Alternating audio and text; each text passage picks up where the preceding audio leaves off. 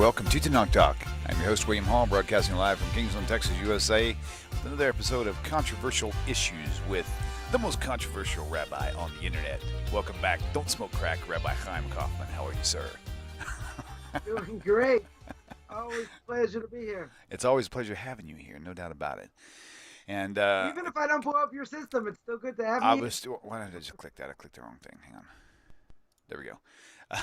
So, no, actually, contrary to history, you actually were the one in line with getting me fixing it instead of breaking it for a change.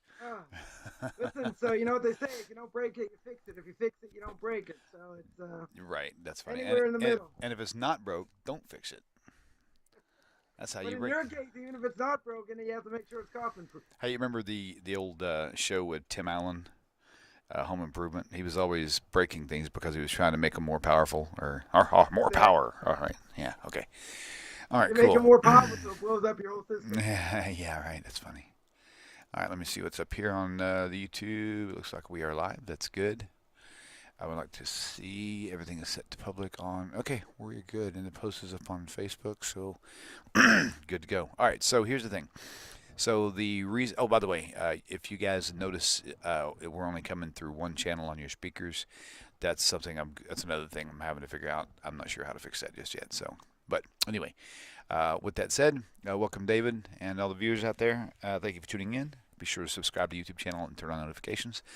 So the topic for today really revolves around the many, I guess you could say, complaints or just arguments that come up over, the Jews. Why do the Jews feel like they have to do all these prohibitions? You can't carry this outside your house. You can't carry a shofar. You've got to not use electricity on the Sabbath day. You can't tear toilet paper. I mean, there's a lot of really interesting things based. That's a big one. Tearing toilet paper right. is a big one. Going around. It offends a lot of people. You'd be surprised. I know. I actually saw something that was very neat, in my opinion, regarding that. It was a certain type of dispenser. It was almost like a Kleenex box. There's nothing to tear, So, and then so anyway, that's kind of what it's at. Because I guess the argument is, why do the Jews think they know everything? The Orthodox Jews think that they're right and everybody else is wrong. It kind of revolves around that. Hello, Maria.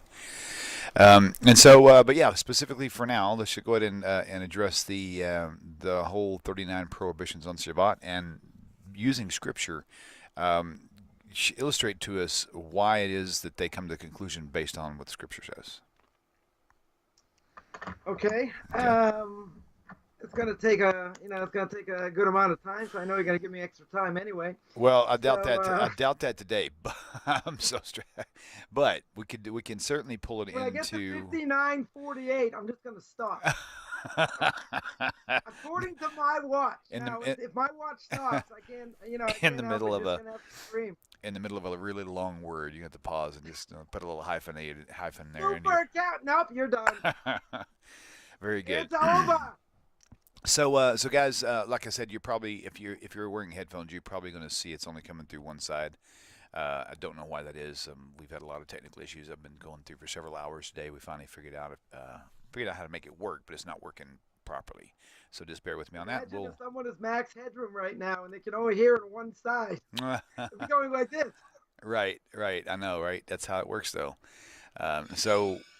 With all that being said, see, I've got something else here that just decided it wasn't going to work either. Let me see what this is.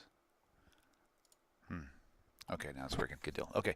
All right, so we'll go ahead and take it away, and I'll keep an eye on some comments up there. Hello, Esther. Good to see you guys, Paul Brill. And if I see any comments or questions along with your teaching, I'll probably insert them along the way. And meanwhile, I'm going to have to scream because I'm just going to keep going. I don't hear so well. So, Gotcha. Okay, cool. I'll pass it on to you and take it away, boss. Okay. Thanks. Again, it's a pleasure. Pleasure always to be here. There are different ways to look at, this question. The only question is who we're really going to offend. Are we going to speak about the Reform and conservative Jews who are going to say, well, they think they got the monopoly, and we think that obviously there are a lot more categories. By them, it's just more or less a suggestion. I mean, we'll speak about that. If it's about, so-called, other religions, and why we think we're right and all that, a lot of it which we're going to probably tick a lot of people off, which is what we do on this show. And that is, a lot of it has to do with oral law, right? So we're gonna start right here. People always complain, or some people complain, I never quote any sources, so we're gonna quote some sources here. The Torah book of Exodus, chapter 16.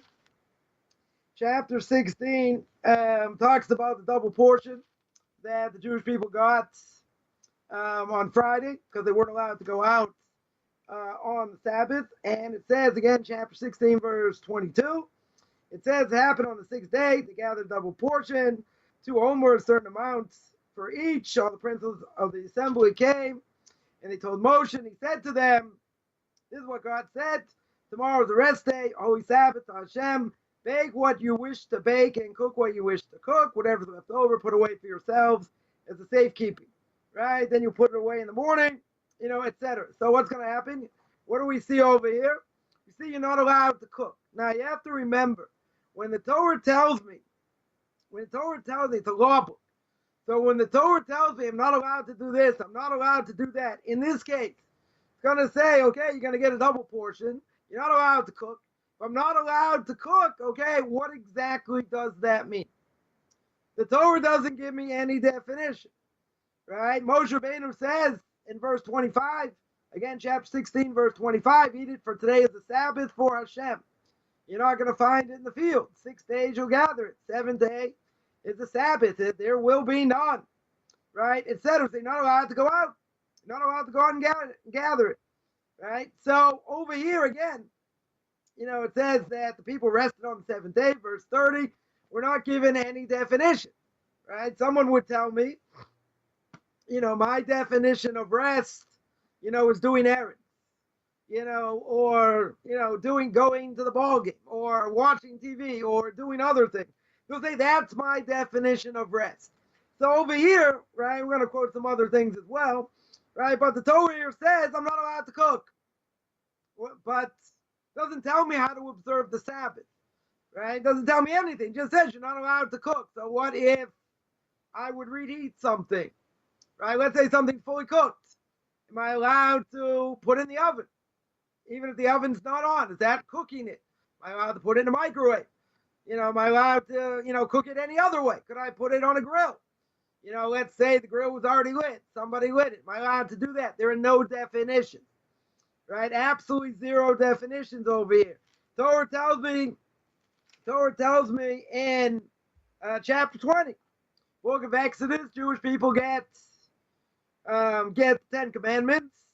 Verse 8, chapter 20, verse 8, remember the Sabbath day. What does that mean? Just remember it in my mind. And it says sanctify it. Very good. How do I do that? 6 days shall you work.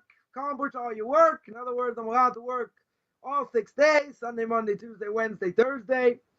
But on the 7th day is the Sabbath to Hashem, your God. You shall not do any work.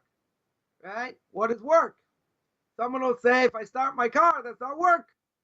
Right? If you walk 2 miles back and forth to synagogue, that's, someone told me that once, that's a heck of a lot more work than me starting my car. Right, and me driving, you're doing a lot more work. You, your son, your daughter, your slave, your maidservant, your animal, your convert within your gates. 6 days Hashem made the heavens and the earth. Saturday rested on the Sabbath day. The 7th day. Therefore, God blessed the Sabbath and sanctified it. So, anybody who's Jewish has to rest. Right? You're not allowed to do any work. If you have servants or whatever, they shouldn't work for you. Your animals, can't work them. Right? Can't plow with them. Can't do anything with them. Right? Why? Because we're commemorating creation. God created the heavens and the earth. Because in 6 days, God made the heaven and God made the earth. And that's what we say Friday nights. When we make Kiddush, we say, Zecher Lemaisa Braces. What does it mean? We're remembering creation.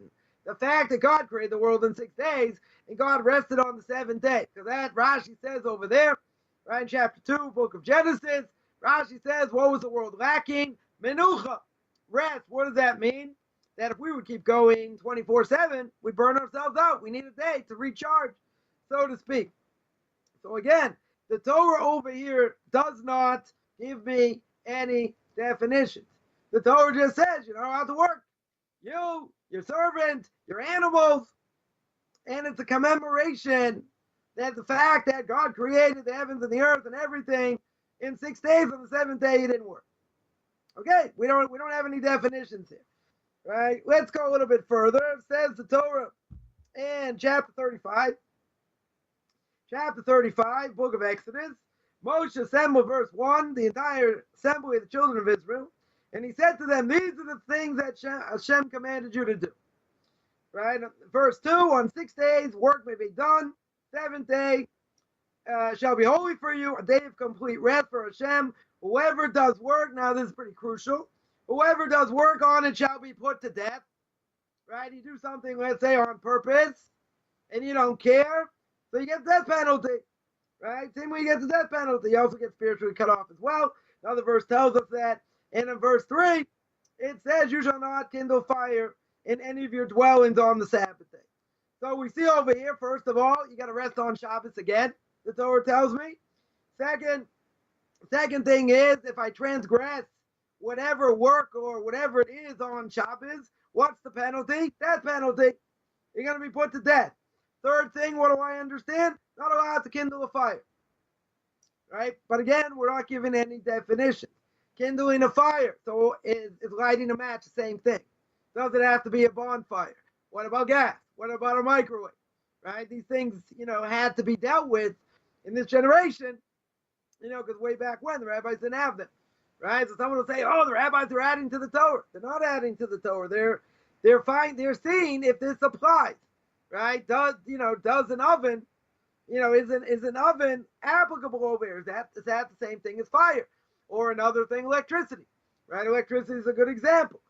People say, if I flick on the switch, I shut it off, doesn't do anything, right? So why should it be forbidden, right? So the simple answer I always give is I said, okay, take the plastic off, right? Take the plastic off of your socket, take a screwdriver and stick it right in. They're like, I wouldn't do that. So why not? Because if I do that, I'm going to get electrocuted. Oh, but you told me there's nothing going on. No, there's a current there. Turn it on, turn it off. Maybe I'm doing something that I'm not allowed to do on the Sabbath, on Shabbos. But there's a bigger question, right? There's a bigger question over here. What have we been talking about, right? A lot of the book of Exodus speaks about building the Mishkan, right? Speaks about building the tabernacle, all kinds of things, right? All kinds of things. It tells you, just now I see this, we'll just quote this as well, get back to this point in a second. Chapter 31, verse 12. Hashem says to Moshe, saying, speak to the children of Israel, saying, however, you must observe my Sabbath for the sign between me and you for your generations. Now, before we even go any further, God is talking to the children of Israel, right? He's talking to Moshe, and he says, speak to the Jews. Speak to the Jewish people and say, it's a sign between me and your generation, right? Between me and you for all generations. To know I am Hashem will make you holy. Right? So now, any non-Jews out there say, I have a right to keep the Sabbath. I have a right to keep Shabbat if I want to keep it. What do you do with this verse? Right? According to your own definition, the Torah says clear, the Karaites will be happy, because we're not going to quote anything in oral law, at least not at the moment.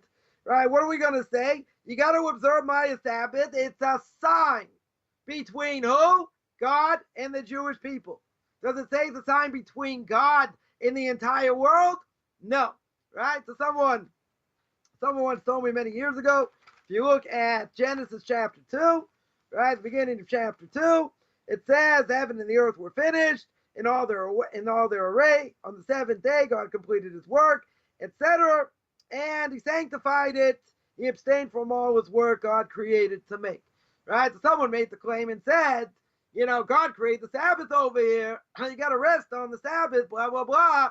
That's for the entire world. So me as a non-Jew, I'm allowed to. Right? So now, if the Torah's already been given, right, we already know the Torah in Exodus chapter 20, God gives 10 commandments, says, it says the Jews have to keep the Sabbath. Right? You get to chapter 31, not only they have to keep it, but it's only for them. It's a sign between me and you, i.e. me and the Jewish people. That's it. So now you're going to say, well, what if I don't keep it like a Jew? What if I just do certain things? I just want to commemorate it in some way. Right? It's not going to be the end of the world. Right? The question is if it's a sign between me and God, right? Meaning the Jewish people, and God, why does that have any connection to a non-Jew? Doesn't. A JIT, a Jew in training, okay. They have to know how to keep the Sabbath. They have to know what to do. That's for the sake of conversion. But a non-Jew, why would they do this? Right? But let's go a little bit further. And he says still in verse 12 or verse 13, he says that to know that I am Hashem, who makes you holy, you should observe the Sabbath, verse 14, for it is holy to you. Its desecrators, now let's quote this, its desecrators shall be put to death. Whoever does work on it, not only will they be put to death, their soul shall be cut off from among its people. So there are two things. We mentioned before that a Jew who desecrates the Sabbath gets a death penalty. Not only that, they're going to get spiritually cut off. Right? It's double whammy over here. So the question was, because I'm gonna finish the question here, that in chapter 35, God all of a sudden says, okay, Moshe, tell the Jewish people they have to keep the Sabbath. Now, the problem is, we already know. Torah already told me before, right? Torah told me in chapter 31. Torah told me in chapter 20. Torah told me before that, right? Chapter 16, right? There are different aspects of the Sabbath to keep. So if the Torah, the majority of the book of Exodus is all about the building of the Mishkan and all the building of the tabernacle, all the loops, all the clasps, all the walls, all these different things, why in the world, when we get to chapter 35, why in the world does all of a sudden the Torah stop and the Torah says, by the way, you have to keep the Sabbath? Now, why does Torah say that? Doesn't make any sense that the Torah should say anything over here about the Sabbath. We already know. I'm not allowed to carry. I'm not allowed to cook. I'm not allowed to kindle a fire. Right? And not only that, if I get it wrong, I'm going to get the death penalty. God forbid. Or I'm going to get spiritually cut off, or both. Right? Potentially I'll get both over here. And if I do it on purpose. So commentaries ask, now we're going to tick some people off because you have to come on oral law. Right? Because over here, we have chapter after chapter at the end of the book of Exodus, and in the middle, talking about the building of the Mishkan, talking about the building of the tabernacle. So if it goes into all that detail, why in the world does the Torah tell me now I have to keep the Sabbath? I already know that, right? So what's the answer? So the answer is, since we understand there's a juxtaposition of verses, and I can learn out from different verses what happened before or after. Normally, there's going to be a connection, right? Not always is it so easy to see the connection, right? But usually there's a connection to what the verses said before and what's coming now. So now all these verses speak about the tabernacle, the building and all that. Comes on the Torah and says, no, I have to keep the laws of the Sabbath. Very good. So what's it doing here? Right? So the rabbis tell us that anything that was anything that was done in the Mishkan, if it was done exactly the way it was done in the tabernacle, any creating, destroying, whatever it is, then you're not allowed to do it on the Sabbath. Meaning it does not supersede the Sabbath. Someone says, the Torah doesn't tell me that. I agree. Right? I'll be the first to agree. The Torah does not tell me that. The Torah tells me, all these different dimensions of the Mishkan. Then the Torah tells me out of nowhere, right? Totally out of left field, I got to keep the Sabbath. So there's no connection. There's absolutely no connection. I already know to keep the Sabbath, right? So now the Karaites are going to have to come up with a definition, or come up with an explanation to say, what in the world is this verse doing here? So for them, they would cut it out, put it somewhere else. Makes perfect sense, right? Let them put it somewhere else.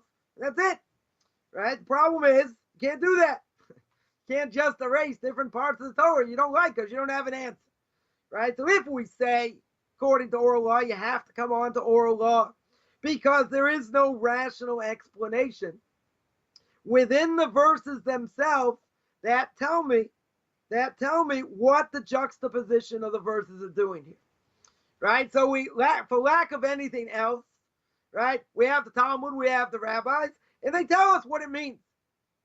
So someone will say, but I don't understand. If I want to keep Torah law, all I have to do is keep those three, right? I'm not going to light a fire. So you see the Karaites, however many of them left in the world, the Karaites eat cold food and they sit in the dark, right? They don't use electricity. They sit in the dark. So they will hold, you're not even allowed to have electricity on. And, even if you don't turn it on and off, right? Because the Torah says you're not allowed to kindle a fire. So therefore, you're going to be in the dark. Good luck trying to eat, right? Everything's pitch black, but that's what they're going to do. They're going to say, these are the only things that apply, right? Not kindling a fire, not being allowed to carry, as we saw, and not being allowed to cook, right? So according to them, whatever they cooked on Friday, right? Whatever they're going to eat Friday night, it's going to be cold, right? Or lukewarm at best. So that's why there is the custom amongst the Orthodox Jews that we eat something hot, at least on the Sabbath day, right? That's why we eat Shulman, as it's called, because what does Shulman consist of? Meat, barley, potatoes. Some people put in rice, some people put in kishka, some other things. But the bottom line is the longer you cook it, the better it is, right? The better it tastes. So it's going to cook for a long time, and it'll cook for over Friday night. You got to make sure, obviously, there's enough water, because if you don't put enough water, it will burn, right? It'll definitely burn. But why do we eat something hot on the Sabbath day? To show we're not Karaites. To show that we're obligated to eat something hot, right? Regardless of what they say. So they're going to say that which is explicit, that's what we're going to do, right? But the other things we're not going to do, right? Who says we have to listen to the rabbis? Again, we've pretty much, spoken about that quite a bit. So the rabbis are telling us over here, there's an absolute obligation. There's an obligation to keep what the Torah says here, meaning that I have an obligation that I'm not allowed to do anything that is similar to what was done in the tabernacle. Now, come on, the rabbis, and they say, okay, if it's something that was done like it was done in the tabernacle, that's going to be a Torah prohibition. If it's something similar, let's say it wasn't exactly the same, right? Let's say by kindling a fire. So let's say a person turned on a flashlight. Is that kindling a fire? Is that the same thing, right? Is using an oven, is it similar? Is it not similar, right? So they're going to make a fence around the Torah, which means they're not adding, they're preserving, right? They're going to make a fence around the Torah and say anything that's similar to a Torah prohibition, then we're not allowed to do. So why are they going to make a fence around the Torah? Because they want to make sure that any Jew is going to keep the laws of the Sabbath. They'll make a mistake. How are they going to make a mistake? They'll say, well, this isn't exactly the way it was done, in the tabernacle, so it should be permissible. And let's say it is. Let's just say, for argument's sake, it might be permissible. Even if it would be permissible, a person may forget. They may forget it's a Sabbath. They may do other things and come to a Torah prohibition. So you're going to tell me some of these things are far-fetched. They're not as far-fetched as you might think. Some of them seem, maybe we'll say that, some of them maybe are not so much in common today. But it doesn't really matter because they want to make sure we're not going to transgress something worse. So now someone's going to come along and say, well, what gives them the right? What gives them the right? Right? So the Torah says in the book of Deuteronomy, there's a mitzvah to listen to the Kohanim, right? In every generation, the Kohanim are the rabbis, right? So we have to listen to what they say. So this is what they tell us. They're allowed to make a fence to preserve what the Torah says. So now, based on that, there are a heck of a lot of laws that we have to keep, right? That we're obligated to keep. So, as we mentioned, you're not allowed to rip toilet paper, right? Once, someone I grew up with, once asked me many years ago, is this really true? Orthodox Jews don't rip toilet paper. So I said, yeah, meaning, on Shabbos. So I said, well, what do they do? I said, either they rip it beforehand. I said, or they use tissues. obviously tissues that are not, connected together. And this person was like, ew, like they were totally horrified. So I said, well, have you ever been to India? It's a not so modern place there, in different places, a hole in the ground in a jug of water. Saw that in Egypt many years ago, right? And, in Cairo of all places, right? So you're going to say, wow, that's really gross. If you're using toilet paper, whether it's cut up or not, it doesn't really matter, right? That I think would be a lot more, hygienic. We're going to keep this pretty clean, right? But the point is, that's why there's so many laws. That is why a person has to constantly review the laws of Shabbos, the Chofetz Chaim, right? When he wrote the laws of Shabbos, when he organized the laws of Shabbos, he said that if you do not go through them on a regular basis, if you don't constantly review, you will transgress. Now, he's not cursing anybody, right? But he's telling you this is going to happen, right? This is definitely going to happen because the laws are so numerous. So the Karaites will say, we only have these three. And if we only have these three, why are they adding on to the Torah? They're not allowed to do that. That's why we're going to keep these three. Okay, so, the Karaites, even someone told me there are like 50,000 of them in the world. They don't really exist anymore, right? And they haven't existed for a long time. So I would really, who cares, right? Who really cares what they have to say? They haven't done anything for the world, right? Certainly for the last few hundred years or more. They've basically disappeared. Now, so we're going to knock them out in a relatively easy way. And they'll say, okay, they only have three. So even if they have three, look at the tens of thousands that they have that they're perpetuating. Doesn't it? They're pretty much non-existent, a non-factor, right? That's one thing.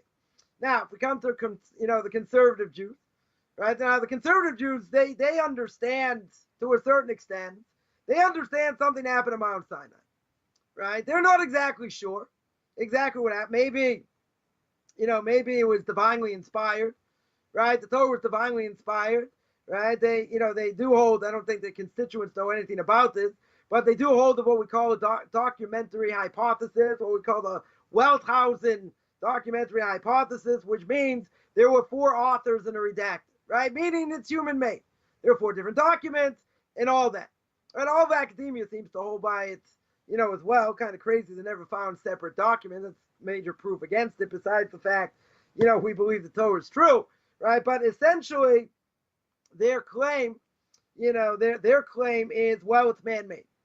So if it's man-made, by definition, I would say that it's going to change, right? They wanted to bring Judaism into the 20th century, right? And, they started off, a lot of the rabbis there, started off, Orthodox in some way.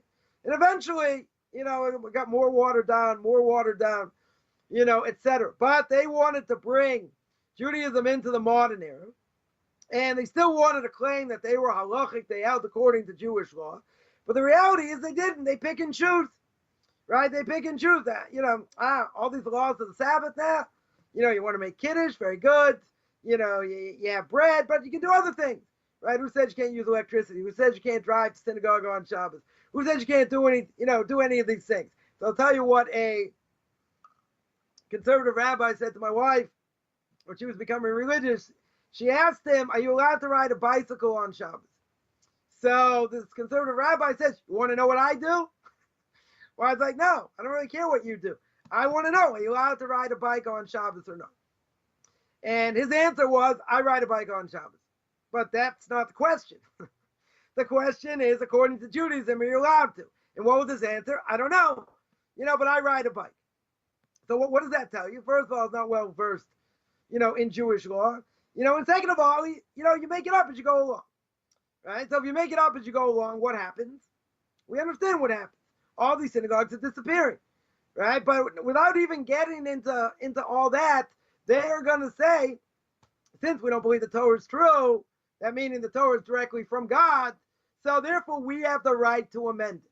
Because what are they going to claim, which is a pretty foolish claim? They're going to claim we can do the same thing as what the rabbis did in the Talmud. Now, I don't know if you're aware that this is like a very weak, comparison. If you think about just, the laws of prayer, in general, were written by the men of the Great Assembly, right? 120 men of the Great Assembly, including a number of prophets, right? Not just, not just guys. These were great, great individuals, including people that happen to be prophets, which the Christians and the Muslims agree, that were prophets. So that being said, that, when it comes to the laws of prayer, people say, oh, why can't I say my own prayers? Why do I have to say all these same prayers and it's the same language? And I add these things on Shabbos, I take these things out, blah, blah, blah. So my answer always is spontaneous prayer is always permissible. Person's always allowed to have spontaneous prayer. But if a person's only going to pray when they have this, this desire to pray, no one's ever going to pray. Right? But even more than that. So what did the men of the Great Assembly dictate? They dictated what prayers we're going to say, a lot of them, the times and different things. But the men of the Great Assembly, let's understand, they had the ability to bring people back from the dead. The only problem was the generation wasn't worthy. So now you want to say, we're just as good. We're just as good as these great rabbis. We can make our own amendments. So let me ask you, can you bring anyone back from the dead? Can your rabbis, or can my rabbi, could his rabbi bring anyone back from the dead? No. Right? We're not capable. We don't have that kind of power.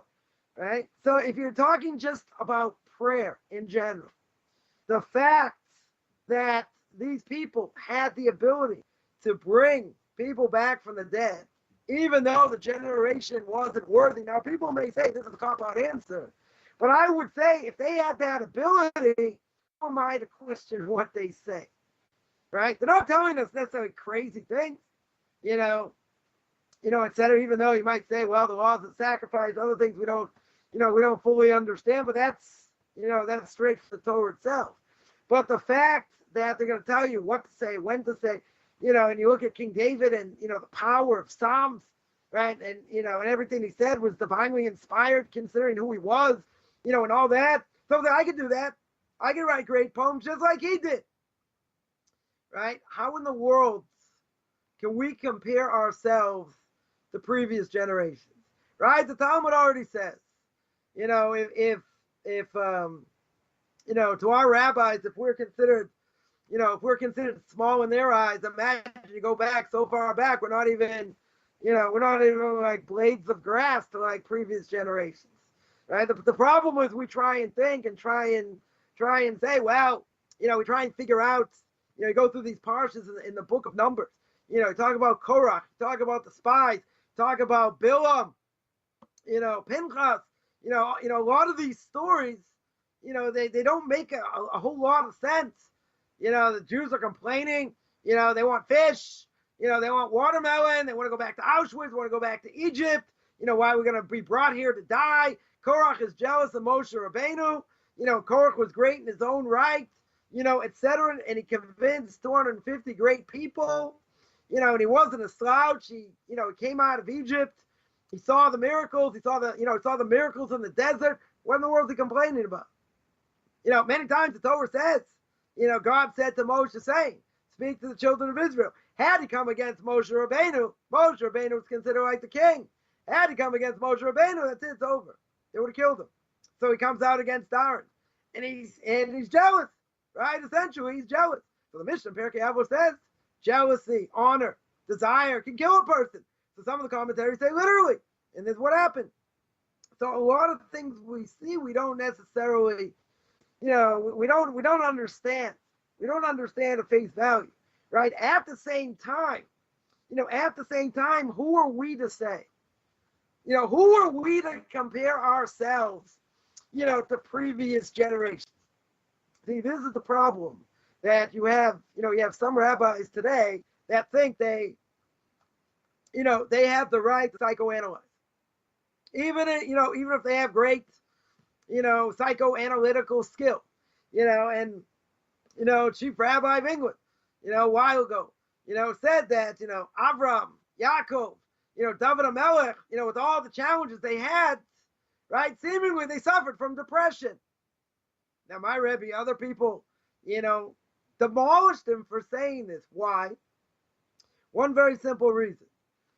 The reason is even, let's say what he's saying could be true. They did go through hardship, right? We want to try and understand to the best of our ability, who these people are, what they went through, because they're the pillars of Judaism, right? Avram, Yitzhak, Yaakov, King David, you have all the greats. Now, if you want to put a 21st century spin on what they might have gone through, or what they went through, okay. I'm not going to say, that, yeah, putting that spin, we want to try and understand at our level. But what does that do, right? Why do I become so strong against it? Because what that does is it degrades who the person is, right? In other words, you're telling me Avram Avinu went through 10 tests. God looked around the world, and who did he choose for absolute monotheism? Was Abraham. Everyone else was worshiping idols, right? Everyone had their pocket gods. They're like, here's Bob, don't leave home without him. And Avram says, nah, there's a God of design. I know there's a God, he exists. They're like, Abe, that's great. Has he ever spoken to you? No. Has he ever shown you anything? No. But I know there's a world of design, right? And he convinced the masses, right? He converted many, many people, right? Him and Sarah taught the masses, right? The belief in one God, right? That is absolute monotheism. Everyone comes from Abraham, right? Abraham's known as the father of all nations, right? So if that's the case, you're right. He went through difficult struggles, right? His wife is taken. There's a famine. He has to go through circumcision. He has to fight the 5 major powers, right? To save his nephew Lot. He goes through a lot of tests, right? Potentially he's got to sacrifice, his son, where God tells him, this is going to be your progeny, this is going to be your offspring, you're going to pass down the Torah to him. So you could say all these things and what Abraham went through, but do we understand? Do we understand really who Abraham was? Who Isaac was, who these people were, right? Someone could say they were people, they're brighter than maybe other people or whatever. They are our pillars. We're not saying everyone's perfect and no one has even, minor flaws, but for goodness sakes, to say that I understand, who one of the greatest people of all time, right? Who they were. I can psychoanalyze them. That's dangerous. Because that's putting them on par with us. Now, the last time I checked, if I would throw Mr. Mervis into a fiery furnace, guess what? I think he's coming out burned to a crisp, right? That's what's going to happen. Didn't happen. Abraham did it. You're going to say, well, how do we know? How do we know? And there's another thing. I just throw this out there. How convoluted all this stuff is. I was taking a course by the conservative movement in New York, by the, in the school there, and there was a course there in biblical criticism, right? That's where I learned about this documentary hypothesis, and there's a course there called biblical criticism, which they say either makes you Orthodox or an atheist, right? So at the beginning, they tell you the Torah is holy, and they say how holy it is, blah, blah, blah. And then they go and disparage it. They compare it to Hammurabi's code. They compare it to other things, right? But, stylistically and linguistically and all these things. And in the end, they say, oh, yeah, it's very holy. But in the middle, it's all convoluted. So the rabbi gets up one day, I don't want to call him rabbi, whatever. He gets up one day and he says the following. He says, if Abraham wasn't alive, if it was all a myth, it never really happened, would you put on tefillin today? Right? In other words, interesting philosophical question. If Avram doesn't exist, would I keep mitzvahs? Right? Essentially, would I keep mitzvahs? I was like, half asleep at the time, wasn't really paying attention. I go to lunch and someone says, okay, what do you want? I'm like, what do you mean Abraham didn't exist? What kind of question is that? I was like screaming. I bet people can't imagine, even, many years ago, I was like screaming, in the cafeteria. So I went to see my professor. And it's like, yeah, we can talk about it, blah, blah, blah. But let's analyze the question. If Abraham didn't exist, right, there's no Isaac. There's no Jacob. There's no Jewish people. If it's all a myth, why do we do all this stuff? Right? A conservative rabbi gets up, 15, 20 years ago on the 7th day of Passover. And he says the exodus from Egypt never happened. So what do you do with the book of Exodus? Why do we eat matzah? He says because it's a myth. Very good. Why do we eat matzah? You really think I'm going to clean my house and eat 35 pounds of matzah in 25 seconds, and try and whistle Dixie, which I can't do on a regular day anyway. No, it's a myth. That's why he's getting paid $1 million, and we're doing Tanakh talk. That's just the way it goes, right? But at the end of the day, that's what's going on, right? In other words, if these things didn't exist, and make it up, it's a fairy tale, it's this, it's that, it's the other thing. Would I bother keeping any Torah mitzvahs? What do you mean would I bother? Of course I wouldn't bother, because it's not true, right? And if any other book, including the Torah, God forbid, would not be true, then I'm not going to keep it. There's no reason to keep it. So comes along the conservative movement, and they're going to say, well, we're going to pick and choose. We think something happened on Mount Sinai. We'll get back to this point. We're not really sure. Shabbos, yeah, some keep it, some don't, some more, some less. You want to drive, you should only drive to synagogue, you should drive anywhere else, but everyone does what they want. Now, if you read the Bible from cover to cover, if you read it clear, the Karaites will be very happy. If I read it word by word, does the Torah anywhere show me I'm allowed to pick and choose? No. Torah, well, I'll answer that. No, it doesn't show me anywhere. Torah tells me, God said to Moshe, Moshe said to us, and we passed it down, right? Moshe passed it down, and we got it explained. How do we get it explained? We got it explained through oral law, right? We need oral law. Many, many verses, as we've seen. We need oral law over here. Without oral law, we don't understand anything. So they'll say, oral law, we have our own oral law, right? Christians will say also same thing, right? We have our own, we have our own scholars and our own, in our own law, blah, blah, blah. So which one is right? We understand. Well, that's the point. The point is not to prove, why we think we're right. We've done that in other videos, right? But the point is with what they say, with what they say, they're telling you, I can make it up as I go along. The Rambam in the 13 Principles of Faith says that can't be. Because if God is not absolute and God does not have the ability, God forbid, to reward and punish, right? The 10th and the 11th principle of the 13 Principles of Faith. If God does not have that ability, then why are we going to serve it? Right? If it's make-believe, and if it's all about I can do what I want, I can pick and choose, then what is committing me anything to keep Torah mitzvahs? To keep anything. You say if you want to, if it's in your heart, that's the cardiac Jew, right? Someone, I've heard a number of people say, I'm good in my heart. Well, that doesn't mean anything. I'm a moral person. Okay, if your mother was on a respirator, and the doctors say, she's never getting out of the coma. And if she never gets out of the coma, why don't you just pull the plug now? That's mercy. You're going to say that's mercy. That's not murder. Oh, really? According to us, it's murder. Right? So what do you mean you're so moral? Right? We could talk about morality forever. Right? We so many different issues where people are going to pick and choose according to what goes on today. Certainly not according to what the Torah says. But they have no proof whatsoever, of showing that I'm allowed to do whatever I want. Right? But in their minds, since they don't hold according to Jewish law, not in any way, shape, or form, so they pick and choose, right? The rabbis that learn, at the Jewish Theological Seminary in New York, right, the headquarters of the conservative movement, so they're taught one thing, and whatever they give over, they become rabbis, they're going to teach something else.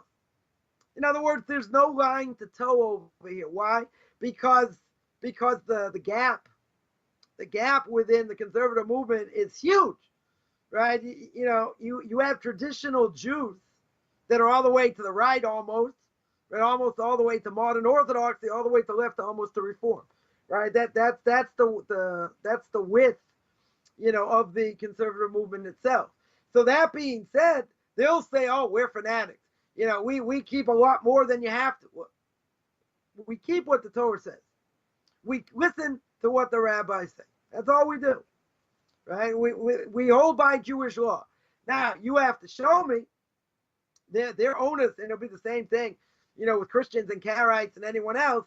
You have to show me why oral law is not true, right? And where the logic is. Because one thing they're going to say is you're not allowed to add or subtract. That's one of the main things. But again, putting a fence around the Torah, that's what they're doing. They're not adding an extra thing into tefillin. They're not adding extra sitzes. They're not adding extra mitzvahs. That they can't do. That they're not allowed to do. But there are so many verses, probably more than 80% of the Torah itself at face value, we mentioned many times, makes no sense. So what are we supposed to do? Right? How are we supposed to hold things? Not only that, but there's internal logic. We mentioned before in chapter 31, right? In Exodus chapter 31, that the Torah tells me that you have to keep the Sabbath, you have to rest, you can't do work on it, and if you get it wrong, its desecrators shall be put to death, and you'll be spiritually cut off. Now, let me ask you a very simple question. My very simple question is that the Torah does not tell me anything. The Torah just tells me if you desecrate the Sabbath, you're dead. Right? Dead in this world, you don't have a portion of the world to come. Oh, come on, Karaites. And the Karaites are going to say, no, that's only about the first three. It's only talking about lighting a fire, carrying, and cooking. That's all it's talking about. It's not talking about anything else. Right? So let's say maybe they're right. According to us, it's a heck of a lot more, but the Torah doesn't tell me. The Torah should have been explicit, right? If the Karaites are right, the Torah should have said, if you go against what I say, you don't observe the Sabbath. You do work, i.e., what's the work that you do that's forbidden? Can't light a fire. You can't cook, can't carry. Those three things you're not allowed to do, period. So tell me explicitly. Torah doesn't have any problem telling me many, many things, but spell it out. So why doesn't the Torah spell it out? Right? Good question, I think, for the Karaites. Torah has to spread it out, has to say it. Should be explicit. If the Torah is vague, the Torah begs interpretation. If the Torah begs interpretation, where am I going to get it from? How am I going to understand it? But it can't be. We just saw it 2 weeks ago. The daughters of Salafcha, complained. Salafcha got killed in the desert. He got killed in the desert. They say, hey, why can't we inherit? Our father died. We don't have brothers. Why can't we inherit? So Moshe Rabbeinu asked God, said, that's a good point. You should be allowed to inherit. But who was Salafcha? Salafcha, Talmud tells us, was the one who picked up some sticks, some wood on the Sabbath. And what happened to him? He died. They killed him. Right? They killed him because he desecrated Shabbos. Right? So many say he did a transgression for the sake of heaven. Because even though he understood he's going to die, he wanted to show that, you're only obligated to keep the Sabbath when you get into the land of Israel. Right? But the fact that you're in the desert, people say, Sabbath's not so important. I'm going to show you how important it is. Because I'm going to desecrate on purpose and get the death penalty. Now, that being said, the Torah doesn't tell me. The Torah doesn't tell me this is one of the laws of the Sabbath. It should have told me over here, right? Or at least told me by Exodus chapter 20 or even before. Then all of a sudden you say, oh, wait, I didn't know I was allowed to pick up, I wasn't allowed to pick up sticks. Right, that's it, it's over. Right? But the Torah cannot set it up over here where the Torah is going to say you're liable for the death penalty without giving you any definitions. That would be a total act of cruelty. Right? It certainly wouldn't be fair. So the conservative movement will say, we got it right. We don't do everything like the Orthodox, probably not even close. And, we preserve what we want to preserve. So I would say, well, that's beautiful. Torah doesn't tell me that. Torah certainly doesn't show that that's permissible. But even if I would agree with you, you're allowed to do that, which I don't. What's the end result? 60-70% intermarriage rate, and all these synagogues are closing down. So it doesn't work either way. Right? So that's by the conservative movement. So let's go by the Reform movement. The Reform movement, their whole goal in the late 1800s, they weren't interested in preserving Judaism. They were interested in uprooting Judaism. One of the first things they did is they wanted to take out going back to the land of Israel. God forbid we, offend anyone by saying the land of Israel is ours. So they took that out of the prayer book, right? God forbid we should offend anybody. And they said, we're very happy being here, living in Berlin. Well, don't you think it's a little bit of a coincidence? Maybe a interesting coincidence. That's exactly where the Holocaust started. Right? I'm not going to say that's the reason, possibly could be a reason you tick God off, so to speak. You tell him, oh, we don't need the land of Israel, right? We don't need to go back to Zion. We don't want to offend anyone. We're very happy you're outside the land. So they weren't interested in keeping Torah mitzvahs, right? Yeah, they keep a little bit. They'll keep this, they'll keep that, right? They'll keep very, very little. So their goal is they'll preserve whatever they want to preserve, right? Which isn't very much. So therefore, they are much worse in some ways, because at least the conservative movement didn't start out as heretics.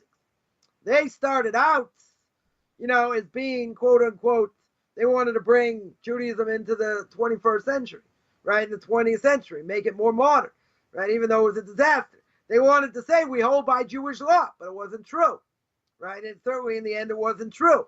They didn't even pretend. It's like, nope, we're going to throw this out. We're going to throw that out. We're going to throw the other thing out. That doesn't make sense to my understanding. And that's it. So now what do they find? They find 100 years later, most of the congregations are non-Jewish. Vast majority. No, I'm not talking about where people have gone through any level of conversion. Plenty of non-Jews didn't do any conversion. Right? They're now coming back somewhat to bring back, some level of mitzvah observance. Why? Because it's a disaster. It's an absolute disaster. More than 60% into marrying, but the base of how they were founded was all about uprooting Judaism. That's the difference between them and the conservative movement. In my eyes, whatever my opinion's worth, I think conservative is like 10 years behind the reform. And I think modern Orthodox is like 10 years behind, behind conservative. But the way they started is totally different. So the laws of the Sabbath by them, not a problem at all, right? They'll drive, they'll do all kinds of things. Because to them, if they keep the Sabbath day holy, that doesn't mean I'm not allowed to drive. That doesn't mean I'm not allowed to go shopping. That doesn't mean I'm not allowed to go see the opera, go to a movie, go to a ball game, do any of these things. That's my own Shabbos, right? They'll say that's how I enjoy Shabbos, right? We making all these laws. Come on. We don't want to be so different than everybody else, right? That's their claim. Moshe Mendelssohn, you want to do it in your house? Very good. Yeah, you want to do it outside? Be like everybody else. They're saying don't even do it in your house. Do the bare minimum because it doesn't matter anyway. We don't believe it's divine.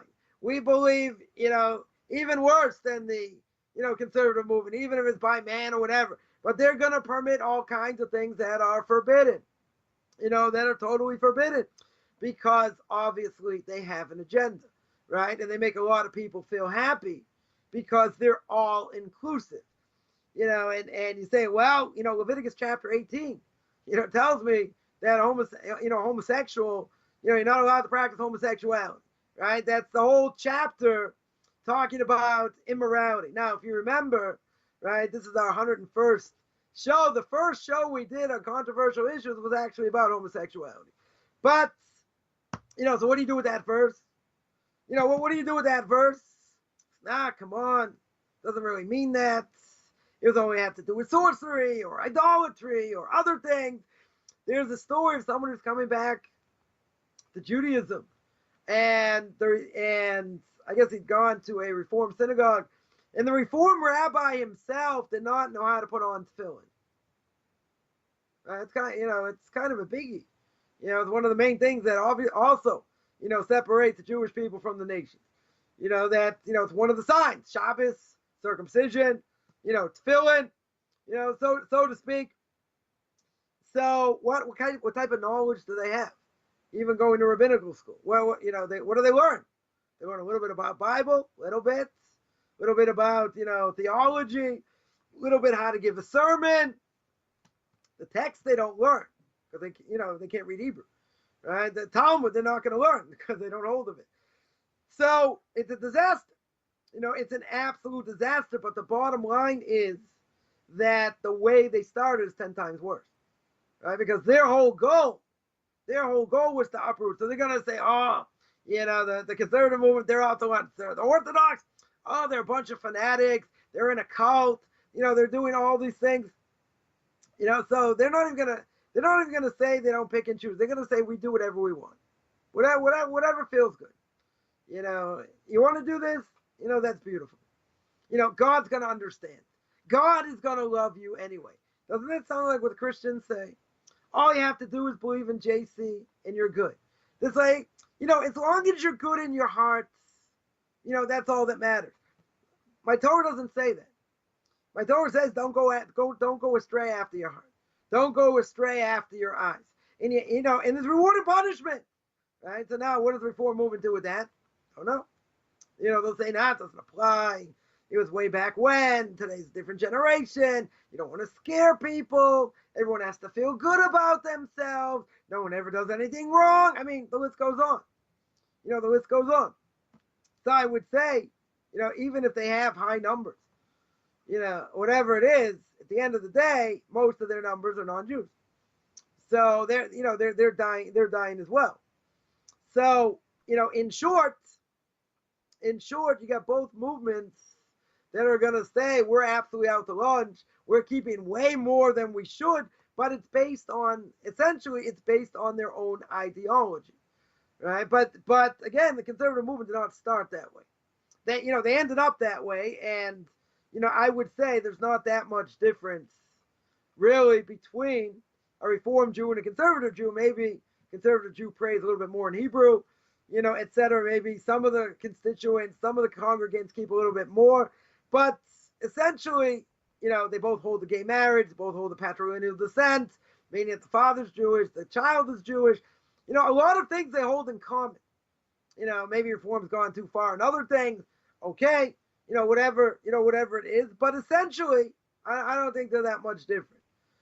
You know, other people may disagree, you know, based on the fact of how the Reform movement started, right? So you know, both movements for sure are going to say we're totally out to lunch. Why in the world would we, you know, keep so much of it? And maybe they may even say you're not allowed to add to the Torah, but they don't really care because they're adding, they're subtracting, they're doing all kinds of things, and they'll say, but the more restrictive you are, the worse it is, right? You drive yourself nuts, and you can't do this, and you know it's not beneficial to you because they don't understand what it is, right? So we didn't even really, you know, get to the other side, you know, which is you know, the Christians or whatever, which, you know, maybe we'll save for next week because I know you're not giving me 1 ounce more time. So I'm going to be very generous, and I'm just going to nip in the bud right now. I was hoping you'd go for a long, what was a really super long word that I could cut you off on, though. You know, I only have a 5th grade vocabulary, so my long words are either I'll find it in an old movie, you know, or maybe something I read. I'll say, hey, what does this word mean? It's more than 2 syllables, you know. But because I never really read for fun, you know, until I was like 20. Right. You know, in my early 20s. But you know, I have gotten a few interesting words over the years. But in general, yeah, you're not gonna catch me on more than a couple syllables. Words. We're gonna keep it pretty simple. Keep it simple, stupid. Or keep it stupid, simple. Keep it simple because there's no point, you know, for me to show, you know, all my greatness and, you know, and all my long words when everyone's gonna have to be looking at, you know, the Rabbi Dr. Google to figure out what I'm talking about. No, but what was the statement? Keep it simple, stupid, or keep it stupid, simple? I can't remember. So one of those. Yeah, you know, something like that, or you know, they say, you know, I'm with stupid, and they have a finger pointing right at you. Oh yeah, you know? yeah. And when you point one finger at someone else, you point 3 back at you know, and it's always, and it's, you know, just while we're on this topic, you know, it's Coffman's 615th commandment: don't be a moron. You know, so that's you know, we have a good club, you know, and I'm gonna start the club myself. Indeed. Well, I'll tell you what, it's been fun. The topic is always something that for sure is controversial. Even some of the comments we're going through in the YouTube chat, they're not like aggressive negative. They're just kind of observatory, you know, comments for the most part. Nobody's being disrespectful or rude, as far as I can tell. But it is something that definitely causes and strikes many conversation pieces, no doubt. So it's good to judge. You know, it's a common thing that, you know, you have many things, right, you know, within Judaism that, yeah, you know, looks kind of strange. You know, show up to a synagogue on Sukkot or on Tabernacles, whatever you want to call it, and you see someone shaking this lulav with their palm fronds and their you know, their lemon on steroids with their esrog, and you're like, what are they doing? Yep. Right. Like, this is like really weird. They got this like, they got these willows, these droopy willows. Like, what are these? Where do they come from? Like, this doesn't make any Yep. sense at all. Yep. Very true. Very true. Well, good deal. All right, Rabbi. Well, it's been a good show, and we'll look forward to seeing you, Shem willing, next week, same time, same place, and hopefully by then I'll have the single channel audio situation figured out. I'm gonna. What? You can What? stick your finger in the good ear. I don't have any good ears. It's good, so it doesn't matter. I can't hear anything. That's funny. Okay, Rabbi, have a great day. Have a great week, everybody, and we'll see you next week. Hashem willing. Take care. Peace. Bye.